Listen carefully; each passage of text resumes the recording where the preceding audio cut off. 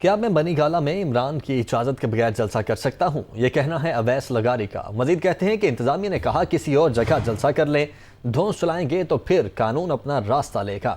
سابق حکومت نے تمام اداروں کا بیڑا غرق کر دیا، تمام شہروں میں گندگی کے ڈھیر لگے ہوئے ہیں، ہاسپٹلز میں ادویات نہیں، نہروں کا نظام بھی خراب ہو چکا ہے۔ انہوں نے مذہب کارڈ کھیلا، عدم برداشت کا ماحول پیدا کیا۔ عمران خان اور عثمان بزدار پنجاب کو کھنڈرات بنا کر چھوڑ گئے۔ حمزہ شہباز کی قیادت میں مسائل کو حل کیا جائے گا۔ مزید کیا کہتے ہیں آپ کو بھی سنواتے ہیں۔ پچھلے 4 سال میں آپ نے پاکستان کے قرضے کس نے بڑھائے ہیں؟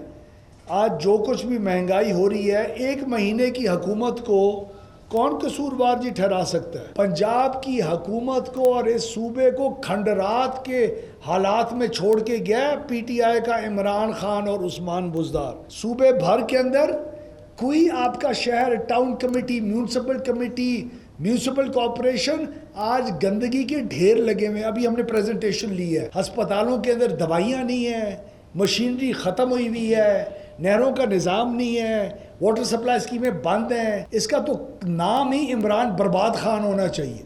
یہ ہر طرف بربادی کی طرف لے کے جا رہا ہے پاکستان کو۔ تمہاری سیاست یہ ہے، یہ ہی از اے شیلو مین۔ یہ ہماری پاکستان کی پولیٹیکل سوسائٹی کے اندر مزید عدم برداشت کی ماحول پیدا کر رہے ہیں۔ اگر بنی گالہ میں جا کے مسلم لیگ نون کا جلسہ کرنا چاہوں، اس کی اجازت کے بغیر کر سکتا ہوں؟ وہ ان کی کرسچن کمیونٹی کی اپنی پرائیویٹ اولی اونڈ جگہ ہے، وہ کہہ رہی ہے میں نہیں ادھر جی جلسہ کروانا چاہتی۔ کب سے ہماری ایڈمنسٹریشن نے ان کو کہا ہوا ہے کہ آپ اس کی بجائے کوئی اور جگہ کریں؟ آج ہو گئی نا ایک اور جگہ۔ تو یہی چیزیں کیا انہوں نے شر کھڑا کرنا تھا؟ قانون کے ساتھ دھونس نہیں چلایا جا سکتا۔